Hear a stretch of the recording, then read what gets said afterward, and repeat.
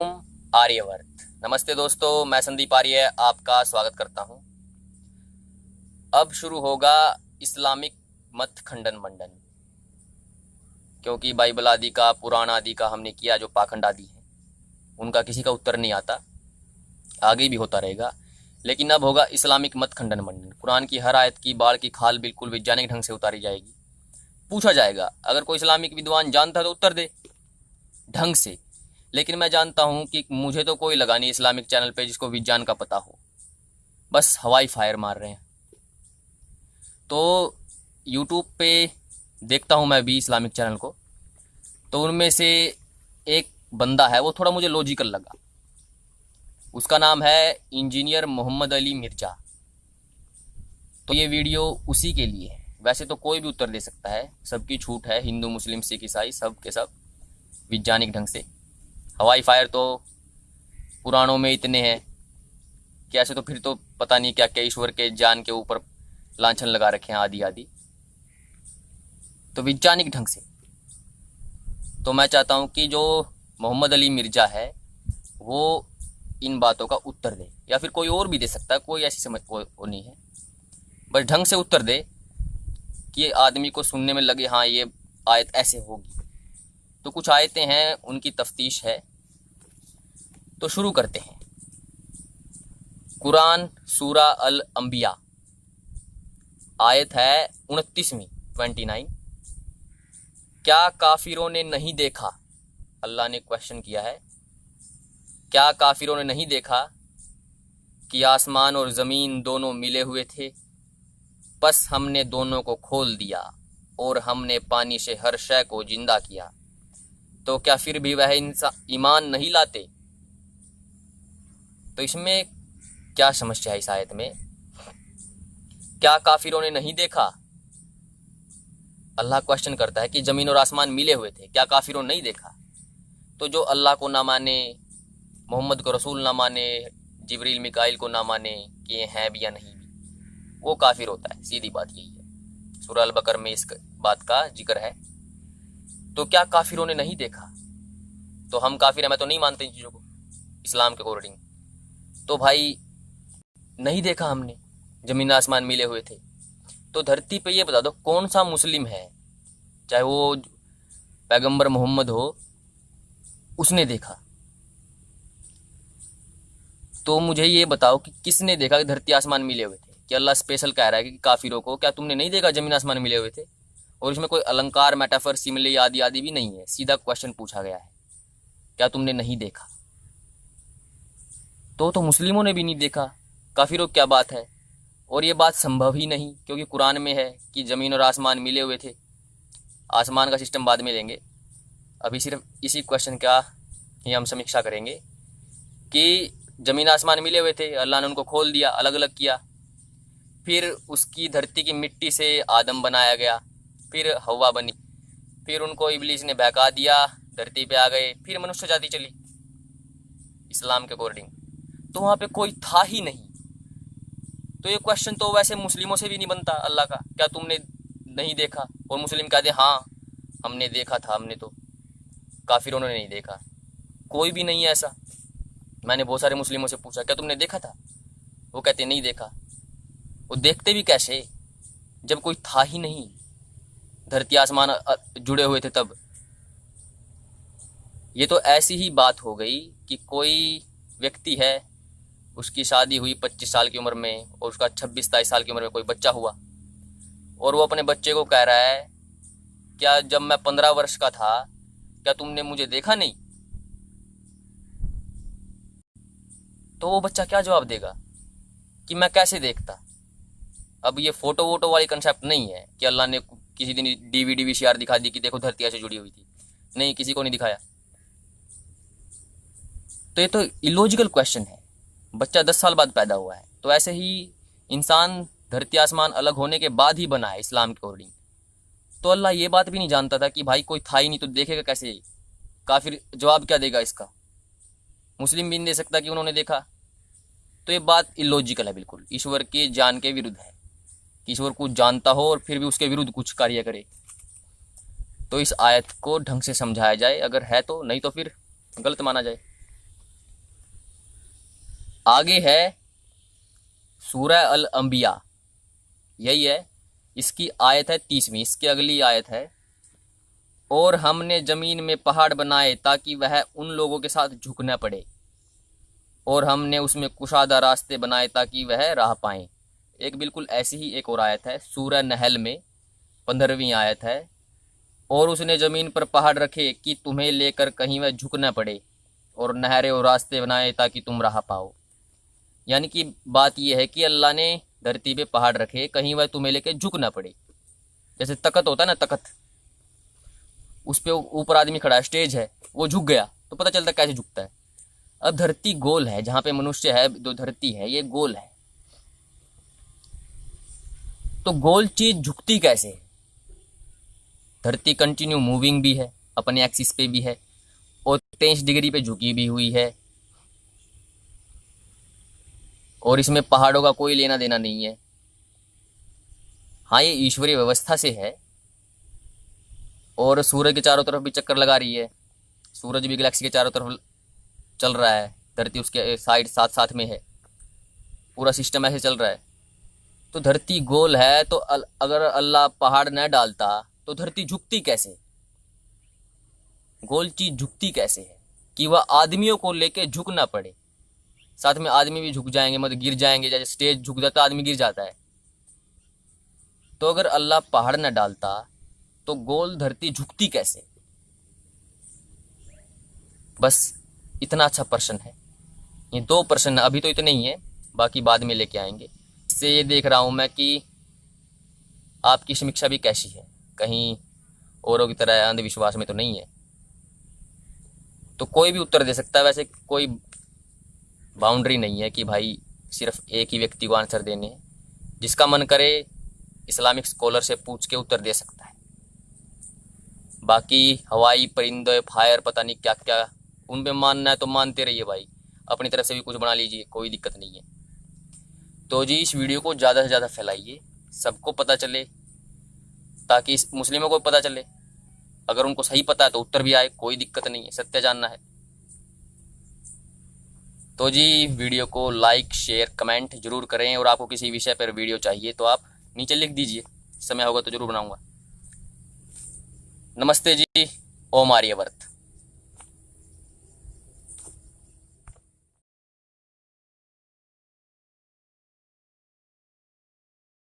آج جو انسان آبزرو کر رہا ہے چیزوں کو، یہ آج سے پہلے نہیں کر رہا تھا، لیکن یہ آبزرویشن نے خدا کے وجود کا انکار نہیں کیا، بلکہ اس کی قدرتوں کی جو ڈیٹیلز ہیں وہ مزید آشکار کر دی انسان کے اوپر، مزید ڈسکوری سے۔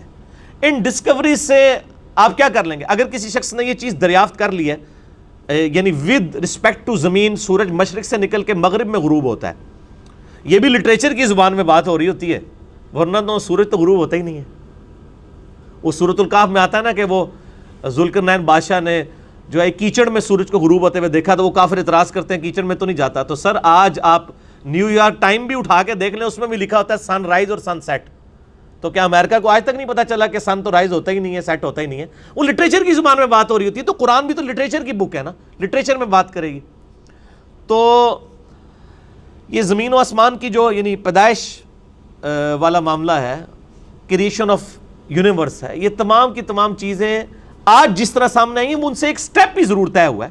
اگر کسی شخص کو یہ پتا چلا کہ سورج مشرق سے نکل کے مغرب میں غروب ہوتا ہے، اس قانون کے پتہ چلنے سے کیا اس قانون نے سورج کو بنایا ہے؟ یہ قانون جو ہے یہ یعنی کریٹر آف سن تو نہیں ہے نا، اس سے آپ کو صرف اس کے بارے میں حیات کا پتہ چل گیا۔ اگر ہمارے پرکھوں کو نہیں پتا تھا کہ انڈا کیسے مرغی کے پیٹ میں بنتا ہے، اور آج ہم نے دریافت کر لیا کہ کس کس طریقے سے بن کے وہ کیسے باہر نکلتا ہے، تو اس پروسیجر کے پتہ چلنے سے کیا ہم یہ کہیں گے کہ اس پروسیجر نے انڈے کو بنایا؟ نہیں، یہ تو یہ ایکسپلینیشن ہے اس کے بننے کے طریقے کی۔ اس کو بنا رہا کون ہے؟ وہ تمام راستوں سے گزارتا کون ہے؟ کون ڈیسائیڈ کرتا ہے کہ انڈا ہی بن کے نکلے گا؟ یہ تو کوئی اور چیز ہے۔ اس کے اوپر سائنس پھر کہتے تھے it is physical phenomena of nature. Science نے اپنی عاجزی تسلیم کر لی ہے، وہ میں انشاءاللہ آخری پوائنٹ میں بتاؤں گا۔ تو وہ جو ہندو بھائی نے اعتراض کیا تھا، وہ سورۃ الانبیاء کی آیت ہے، آیت نمبر 30۔ پارہ نمبر 17 کے اندر جو پہلا ان کا اعتراض تھا. اعوذ باللہ من الشیطان الرجیم بسم اللہ الرحمن الرحیم. اولم یر الذین کفروا ان السماوات والارض، کیا کافروں نے یہ نہیں دیکھا؟ لفظی ترجمہ تو یہ بنے گا، با محاورہ ترجمہ ہوگا کیا کافروں نے نہیں جانا، ان کے علم میں یہ بات نہیں آئی، ان السماوات والارض، کہ آسمانوں اور زمین یعنی سارے آسمان اور زمین، کانتا رتقن، یہ آپس میں گندے ہوئے تھے، ملے ہوئے تھے، ففتقناہما، تو ہم نے ان کو پھاڑ کر جدا کر دیا، وجعلنا من الماء کل شیء حی، اور ہم نے ہر زندہ چیز کو پانی سے پیدا کیا. افلا یؤمنون، کیا اب بھی ایمان نہ لاؤ گے؟ اس آیت کو اس ہندو نے کوٹ کیا، اس نے کہا یہ جو قرآن دعویٰ کر رہے کہ تم نے نہیں دیکھا، تو کہہ رہا ہم نے واقعی نہیں دیکھا، ہمارے سامنے تو زمین و آسمان پھٹ کے جدا نہیں ہوئے. اور اس نے اگلا سوال کیا کیا مسلمانوں نے یہ منظر دیکھا ہے، یا محمد صلی اللہ علیہ وآلہ وسلم نے خود یہ منظر دیکھا ہوا ہے؟ تو میرے بھائی کہاں مسلمانوں کا دعویٰ ہے کہ ہم نے یہ منظر دیکھا ہے؟ یہ لٹریچر کی زبان میں بات ہو رہی ہے کہ تمہارے علم میں یہ زمین و آسمان کی کریشن جو نظر آ رہی ہے، یہ کیا اس چیز کا ثبوت نہیں ہے کہ اس کو کسی نے بنایا ہے؟ اس سے مراد یہ نہیں کہ وہ جو فزیکل واقعہ پرفارم ہوا تھا وہ کسی نے دیکھا تھا. کیوں؟ کیونکہ قرآن حکیم خود ہی اس چیز کو ایڈریس کرتا ہے. سورہ حامیم السجدہ سورت نمبر 41 میں آیت نمبر 9 سے لے کے 12 تک اللہ تعالیٰ خود ترتیب بتا رہا ہے کہ ہم نے پہلے زمین کو پیدا کیا، پھر آسمانوں کی طرف متوجہ ہوئے، آسمانوں کو پیدا کیا، پھر زمین میں اللہ تعالیٰ نے ریسورسز رکھے، اس میں اللہ تعالیٰ نے مخلوقات پیدا کی. یہ ساری ترتیب تو خود قرآن بتا رہا ہے سورہ فصلت سورہ حامیم السجدہ کے اندر کہ کریشن آف یونیورس کے بعد انسان پیدا ہوا ہے.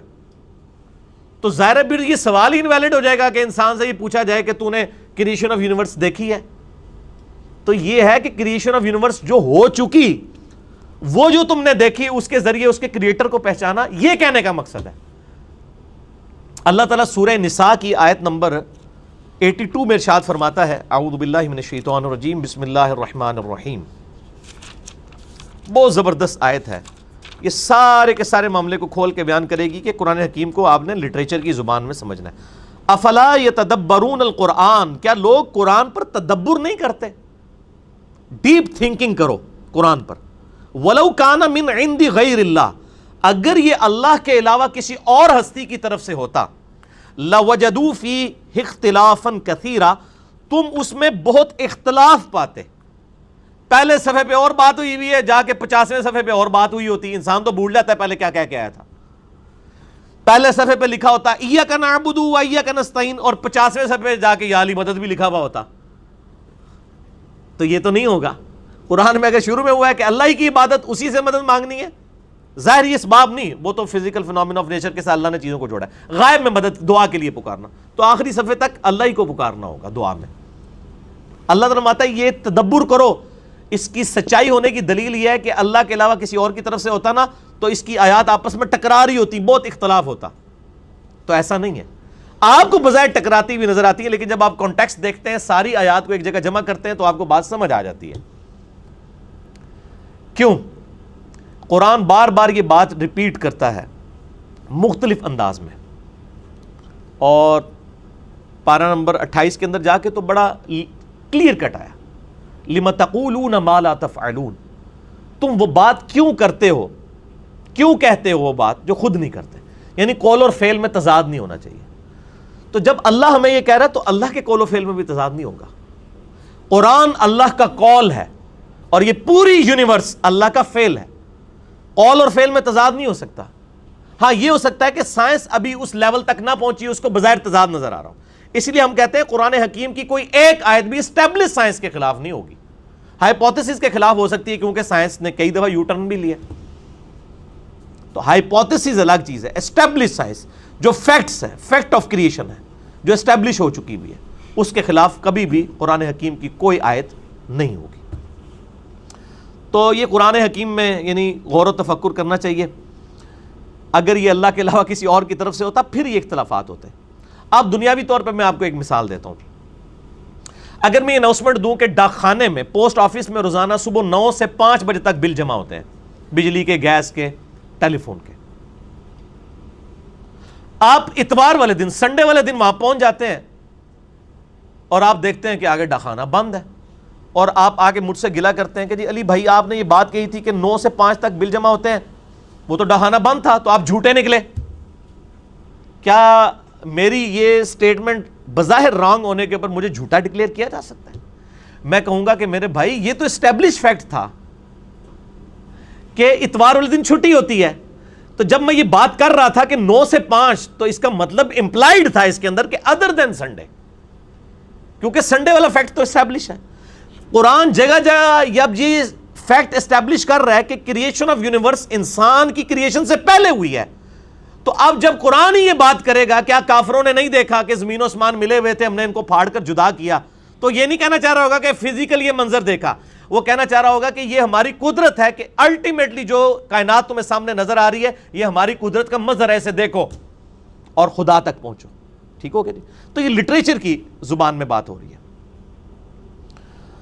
اسی طریقے سے کافر اکثر کوٹ کر دیتے ہیں سورہ التوبہ کی آیت کہ جہاں پہ بھی کافر نظر آئے اسے قتل کر دو، حالانکہ پورا کانٹیکسٹ بیان ہو رہا ہے۔ ایک پیس ٹریٹی ہوا تھا کفار مکہ اور نبی صلی اللہ علیہ وآلہ وسلم کے درمیان، امن کا معاہدہ ہوا تھا، اور اس میں یہ چیز طے پائی تھی کہ جو یہ معاہدہ توڑے گا پھر دوسرے فریق کو حق حاصل ہوگا کہ وہ اس کے ساتھ جنگ کر سکتا ہے۔ وہ کافروں نے معاہدہ توڑ دیا، تو قرآن پاک میں آیا کہ اب انہوں نے صلح حدیبیہ کا معاہدہ توڑا ہے، لہٰذا جو یہ عہد شکنی کرنے والے لوگ ہیں ان کو قتل کیا جائے۔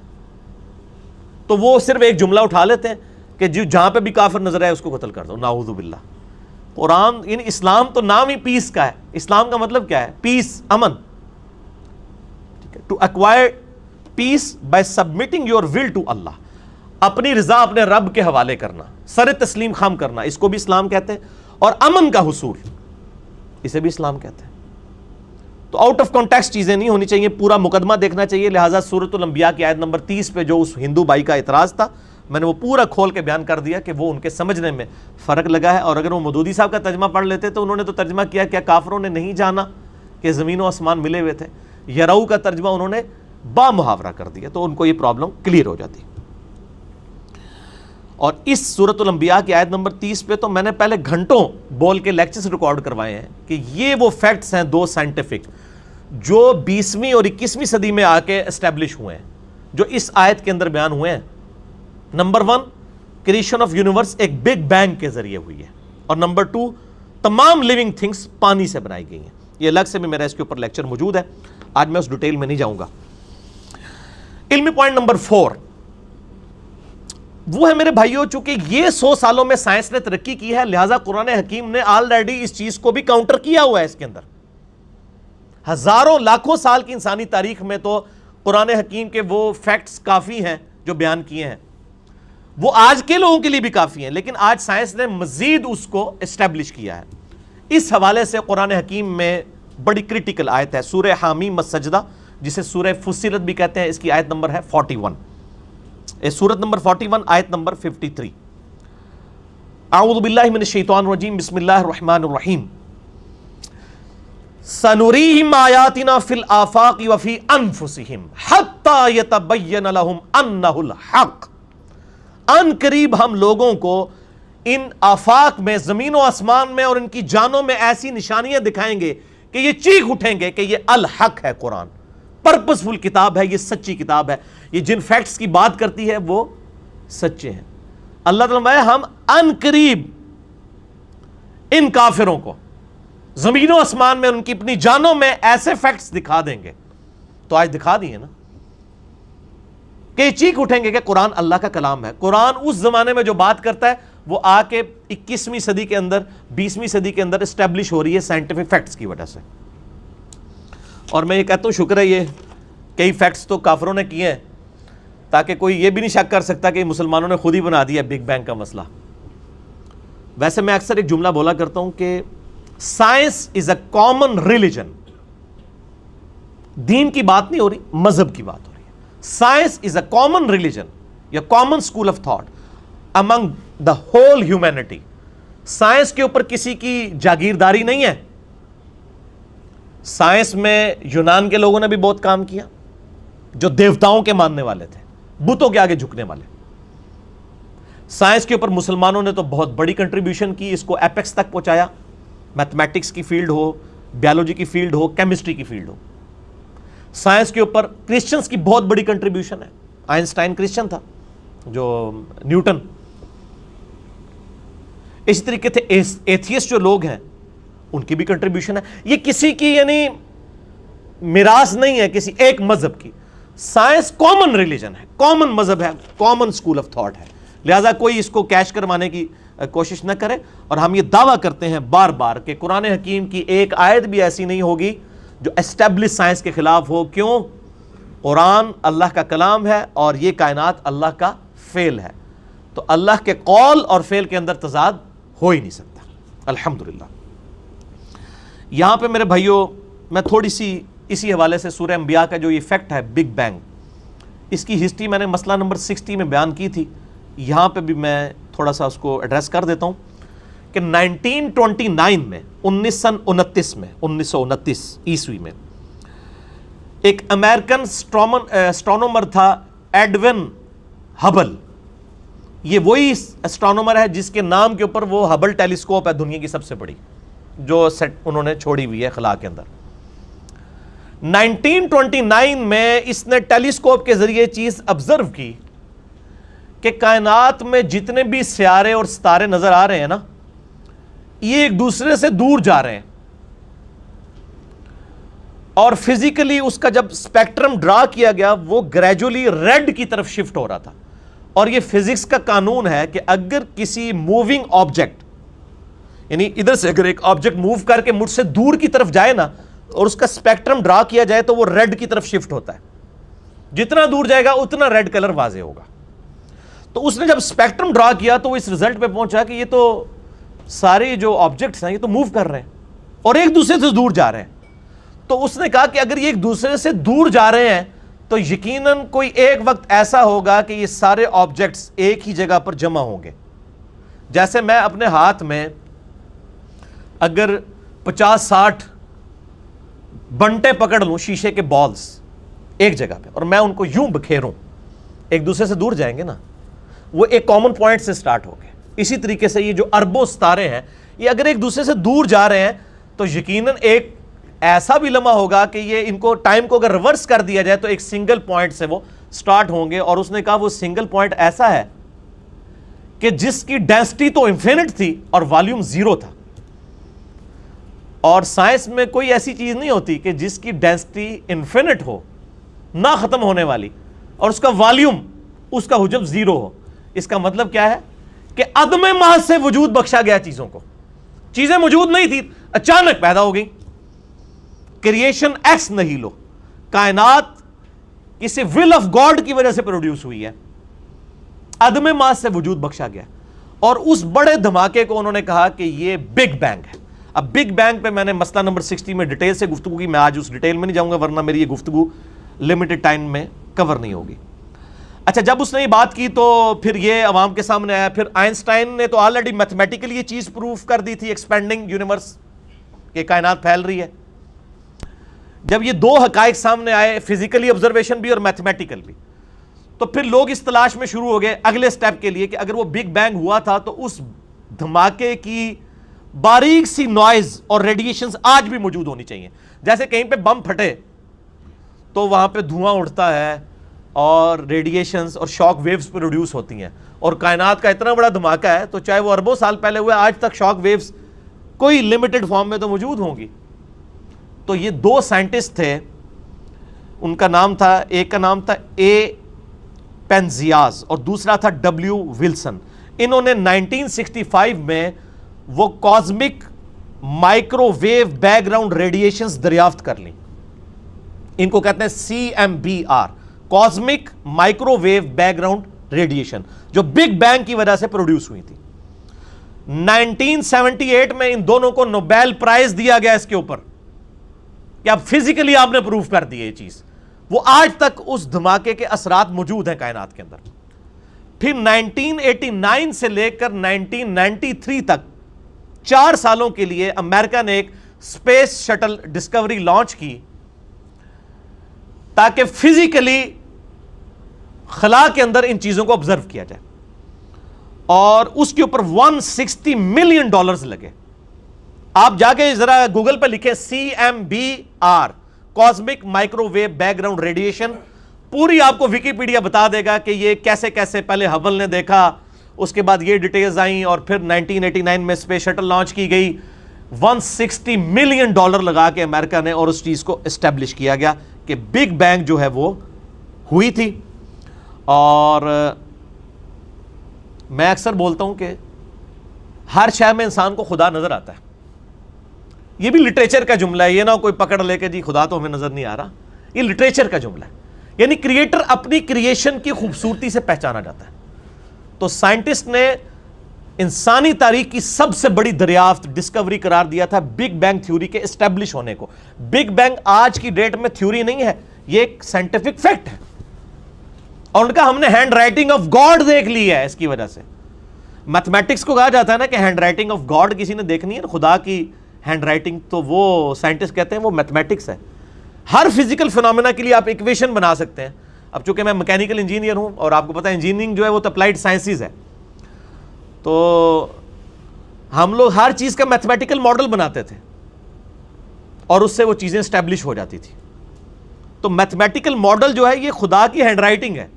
اب یہ نہیں کہ آپ کو کہ فزیکل ہینڈ رائٹنگ، یہ بھی لٹریچر کی زبان میں بات ہو رہی ہے۔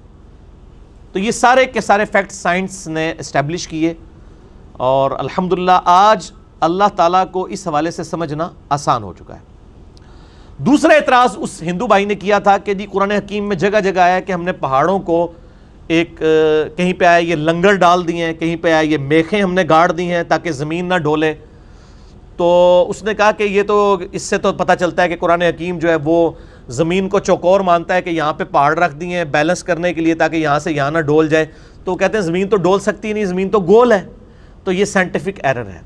ہمارا چیلنج ہے پورے قرآن پاک میں کہاں یہ بات آئی ہے کہ زمین چوکور ہے؟ گول ہونے کے اشارے پھر بھی آئے ہیں، چوکور کے تو نہیں ہے۔ لہذا یہ قرآن حکیم میں کہنا کہ اللہ تعالیٰ فرماتا ہے ہم نے زمین کو بچھونا تمہارے لیے بنایا، وہ کہتے ہیں بچھونے سے مراد ہے کہ چوکور ہے۔ اس سے آپ نے کیسے یہ سمجھ لیا؟ اس لیے بچھونا کہا گیا کہ آج آپ کو سائنس بتا رہی ہے کہ ہر سیکنڈ میں زمین پہ 2 زلزلے آتے ہیں، ہر سیکنڈ میں۔ اگر ان کا ایمپلیٹیوڈ بڑھ جائے نا تو زمین تباہ و برباد ہو جائے، ان کا ایمپلیٹیوڈ کم ہوتا ہے۔ ایسی زمین جہاں ہر سیکنڈ میں 2 زلزلے آ رہے ہوں، اس کو رہنے کے قابل بنا دینا، پھر اس کی 4 موشنز ہونا، سورج کے گرد الگ سے، اپنے محور کے گرد الگ سے، وہ 23.5 ڈگری کا اینگل جو ہے اس کے گرد سائنوسائیڈل اس کی جو موومنٹ ہے وہ الگ سے، جس کی وجہ سے موسم بدلتے ہیں۔ یہ میں نے مسئلہ نمبر 60 میں ساری ڈیٹیلز بتائی ہیں کس کس سپیڈ سے یہ موومنٹ ہو رہی ہیں۔ اس کو رہنے کے قابل بنا دینا تو بچھونا ہی ہے نا۔ پھر ایک بہت بڑی کرویچر ہے، جیسے یعنی زمین کا سرکمفرنس ہے 40,000 کلومیٹر، یعنی ایک چکر کاٹے نا آپ تو 40,000 کلومیٹر آپ طے کریں گے۔ 40,000 کلومیٹر میں 100 کلومیٹر بھی ایک سٹریٹ لائن ہی ہوتی ہے۔ بہت بڑے سرکل کے اندر اگر آپ چھوٹا سا ٹکڑا کنسیڈر کریں گے وہ سٹریٹ لائن ہی ہے۔ یہاں پہ بھی آپ دیکھ رہے ہیں ہماری اکیڈمی سیدھی ہے نا، قرآن کو تو چھوڑ دیں، اگر ہم آپ سے کہیں سیدھی، آپ کہیں نہیں یہ گول ہے، تو گول تو نہیں نظر آ رہی۔ اتنے بڑے گول بال کے اوپر سینکڑوں کلومیٹر بھی ایک سٹریٹ لائن ہی نظر آ رہے ہوتے ہیں۔ ہماری فزیکل آبزرویشن میں تو یہی ہے۔ اگر قرآن حکیم ڈائریکٹ کہہ دیتا کہ زمین گول بنائی تو پھر پچھلے 1300 سال کے لوگوں نے کہنا تھا جی گول تو نظر ہی نہیں آ رہی، آٹا گوندے ہلتی کیوں ہے، آٹا گوندتے ہوئے ہلتی کیوں ہے؟ تو وہ آپ ایک ایشو کو ایڈریس کریں گے تو دوسرا ایشو ہے۔ تو وہ ان لوگوں کو جن کو سائنس نے ترقی نہیں کروائی ہوئی تھی نا، ان کے لیے وہ چیزیں اسٹیبلش ہوگی کہ ان کو بچھونا ہی نظر آتا تھا۔ آج سائنس نے اگر گول دریافت کیا تو ساتھ یہ بھی دریافت کر لیا ہے کہ گول چیز پہ جو بہت بڑے سرکمفرنس کی ہو اس پہ کچھ کلومیٹر بھی ایک سٹریٹ لائن ہی ہوتے ہیں، وہ بچھونا ہی نظر آتا ہے۔ تو دونوں چیزیں سمجھ آ گئی۔ سنوریہم آیاتنا فی الآفاق وفی انفسہم حتی یتبین لہم انہ الحق۔ زمین و آسمان میں عنقریب ہم ان کو نشانیاں دکھائیں گے ان کی اپنی جانوں میں، structure of genes, D N A. اس پہ میں مسئلہ نمبر 60 میں بول چکا ہوں۔ اس نے آج انسان کو ماننے پہ مجبور کر دیا ہے یہ کسی مائنڈ کی کریشن ہے، یہ ساری کی ساری الل ٹپ نہیں ہے، یہ ٹائنیز ڈیٹیل تک چیزیں اتنی کنٹرولڈ ہیں، یہ کسی حکیم کی بنائی ہوئی کائنات ہے۔ ہر چیز کے پیچھے حکمت ہے، ہر چیز کا ایک میتھمیٹیکل ماڈل ہے، اور وہ ساری کی ساری چیزیں ایک ہی طرف لے کے جاتی ہیں کہ کریٹر ہے بھی ایک۔ اس پہ بھی میرا لیکچر ہے، مسئلہ number 128، God is the only and alone creator of this universe. خدا ہی اکیلا اور یکتا کریٹر ہے, ایک سے زیادہ نہیں ہے وہ, کیونکہ مائنڈ پیچھے ایک نظر آتا ہے. نیوکلیس میں الیکٹران اگر اس کے نیوکلیس کے گرد یعنی چکر کاٹ رہے ہیں نا ایک ایٹم کے ایلپٹیکل آربٹس میں, یہی ایلپٹیکل آربٹس آپ کو پھر کائنات میں بھی نظر آتے ہیں. زمین بھی ایلپٹیکل آربٹ میں ہی سورج کے گرد چکر کاٹ رہی ہے. کتنی ریزیمبلنس ہے, مائنڈ ایک نظر آتا ہے. ہر چیز جوڑوں کی شکل میں پیدا کی گئی ہے, میل اور فیمیل, حتیٰ کہ آپ کو پودوں میں بھی جوڑے نظر آئیں گے, اور جان بوجھ کے اللہ نے کیا تاکہ اللہ تعالیٰ انسان کو یہ بتائے وہ خدا ہی ہے جو میل اور فیمیل سے آزاد ہے, لم یلد ولم یولد. تو یعنی ایک الگ سے ٹاپک ہے, میں اب اس طرف چل پڑوں گا. لہٰذا پہاڑوں کو جو اسٹیبلائزر کہا گیا ہے, اس حوالے سے نہیں کہا گیا کہ وہ زمین چکور ہے, یہ ڈائنامک بیلنسنگ ہے. آج آپ جیولوجسٹ سے پوچھیں نا, یہ جو پہاڑ کاٹ کاٹ کے تو یہ ہاؤسنگ سکیمز بنائی جا رہی ہیں, اس کی وجہ سے دنیا کے موسم کیوں بدل رہے ہیں, زمین کی اورینٹیشن بدل رہی ہے. ایون ایک اٹامک بلاسٹ ہونے کی وجہ سے زمین کے اوپر کیا افیکٹ ہو جاتا ہے. کئی دفعہ زلزلہ ایسا آتا ہے کہ وہ اس کی ڈگری کو ایسا ڈسٹرب کرتا ہے کہ آئندہ کئی سالوں کے لیے موسم ڈسٹرب ہو جاتے ہیں. تو پہاڑوں کے کاٹنے کی وجہ سے زمین کی بیلنسنگ خراب ہو رہی ہے. جیسے آپ ایک ویل جو گھوم رہا ہو اس کے اوپر آپ چھوٹے چھوٹے ویٹس ایڈ کرواتے ہیں نا ویل بیلنسنگ کے لیے, تو یہ ڈائنامک بیلنسنگ کی ہوئی ہے پہاڑوں نے زمین کی. تو اللہ تعالیٰ نے اس حوالے سے انہیں لنگر کہا ہے. یہ وہ والا نہیں جو آپ سمجھنے کی کوشش کر رہے ہیں, نہ زمین پہ یعنی آپ خود سے یعنی ایک خاکہ بنا کے رنگ بھریں گے تو پھر اس کا تو کوئی حال نہیں ہے. اسی طریقے سے اگر آپ سورہ فاطر پڑھیں آیت نمبر 41, اس میں تو یہاں تک آیا ہے کہ اللہ ہی ہے جس نے زمین و آسمان کو تھام رکھا ہے کہ جھول نہ جائیں, اور اگر اللہ تعالیٰ ان کو نہ تھامے یہ جھول جائیں تو کوئی ایک بھی ایسا نہیں جو انہیں سنبھال سکے. وہاں تو اللہ تعالیٰ نے پہاڑوں کا بھی ذکر نہیں کیا, اللہ نے کہا کہ میں نے تھاما ہوا ہے, چلیں. اب کیا کریں گے آپ, پہاڑ اللہ نے رکھے ہیں لیکن تھاما اللہ نے ہوا ہے. کیسے؟ اپنے فزیکل فینومیناز کے ذریعے, گریویٹیشنل فورس کے ذریعے. آپ اس کو کہتے ہیں نیوٹنز لا آف گریویٹیشن, تو یہ تو آپ پہ کاپی رائٹ کا مقدمہ ہونا چاہیے. آپ نے ڈسکوری کی ہے, یہ خدا کا قانون ہے گریویٹیشن کا, قوت کشش ثقل کا, اس کے ذریعے چیزوں کو بیلنس کیا ہوا ہے. تو اب کوئی وہ آیت بھی تو پڑھے نا کہ اللہ نے تھام رکھا ہے, پہاڑوں کے بغیر بھی اللہ نے تھاما ہوا ہے. تو یہ ساری کی ساری فزیکل چیزیں اللہ تعالیٰ نے اپنے لاز آف نیچر کے ذریعے کنٹرول کی ہیں. آگ جلاتی ہے, پٹرول آگ کو بھڑکاتا ہے, پانی آگ کو ٹھنڈا کر دیتا ہے. یہ سارے فزیکل فینومینا اگر روزانہ تبدیل ہو رہے ہوتے ہیں نا میرے بھائی, آپ کے لیے مصیبت کھڑی ہو جاتی. رات کو تو آگ جلا رہی ہوتی, صبح نہ جلا رہی ہوتی, تو دنیا کا نظام چل سکتا تھا. یہ بڑے محکم قوانین ہیں, لیکن اللہ کے لیے محکم نہیں. اللہ تعالیٰ جب چاہے توڑے گا. ابراہیم علیہ السلام کو بچا لیا ہے, لیکن اگر آپ آج کہیں کہ بسم اللہ پڑھ کے آپ آگ میں کود جائیں تو انشاءاللہ شہید ہو جائیں گے, یا بسم اللہ پڑھ کے ساکٹ میں 2 انگلیاں دے دیں تو انشاءاللہ تعالیٰ شہادت کے درجے پہ حفاظ ہو جائیں گے. بلکہ شہادت تو نہیں, آرام موت مریں گے, خودکشی کریں گے. قرآن میں کہیں نہیں لکھا ہوا. وہ ایک ہی واقعہ ہوا ہے, بار بار نہیں ہونے. ایک ہی دفعہ سمندر پھٹا ہے حضرت موسیٰ علیہ السلام کے لیے, بار بار نہیں ہوگا. نہ ہم ان چیزوں کی بنیاد کے اوپر خدا کو یا خدا کے پیغمبر کو منوا رہے ہیں. ہمارے نبی علیہ السلام کا تو معجزہ قرآن ہے. ہم نے تو کبھی نبی علیہ السلام کے معجزوں کو دلیل بنایا ہی نہیں کافروں کے لیے, کیونکہ وہ آپ کی زندگی کے کافروں کے لیے معجزات تھے. آپ کی چونکہ نبوت قیامت تک ہے, معجزہ بھی قیامت تک کے لیے. اسی لیے کتاب محفوظ بھی ہے. اگلی کتابیں بھی اللہ محفوظ کر سکتا تھا. وہاں کتابیں ٹیمپر ہوتی تھی, پیغمبر آ جاتا تھا. اب پیغمبر تو آنا کوئی نہیں ہے. ما کان محمد ابا احد من رجالکم ولکن رسول اللہ وخاتم النبیین. اسی لیے پھر کہا گیا انا نحن نزلنا الذکر وانا له لحافظون. بے شک اس الذکر قرآن کو ہم نے نازل کیا, ہم اس کی حفاظت کریں گے, کیونکہ یہ نبی علیہ السلام کا واحد معجزہ ہے جس کی بنیاد پہ دعوی نبوت ہے. معجزات اور بھی ہیں, دعوی نبوت کی بنیاد یہ معجزہ ہے. اس پہ بھی میرا لیکچر ہے, مسئلہ نمبر 85, قرآن اور قتال, ہمارے محبوب صلی اللہ علیہ وآلہ وسلم کی 2 خصوصیات. لہذا قرآن حکیم جو ہے یہ لٹریچر کی زبان میں بات کرتا ہے, تو لہذا زمین کو بچھونا کہا جائے تو اب یہ نہیں کہیں گے نہیں بچھونا تو نہیں, یہ تو گھول ہے. یہ نان سینس ہے, پڑھے لکھے بندے کو یہ زیب نہیں دیتا. اور میں امید کرتا ہوں اپنے اس ہندو بھائی سے بھی اور باقی نان مسلم سے بھی کہ وہ یعنی چونکہ لاجکس کے اوپر بات کرتے ہیں, تو اس کو لاجیکلی چیز کو سمجھیں گے تو باقی نہیں ماننا ہوگا تو ہم نے زبردستی منوانا نہیں کسی کو، صرف اپنا مقدمہ اپنے ریلیجن کا آپ کے سامنے رکھنا۔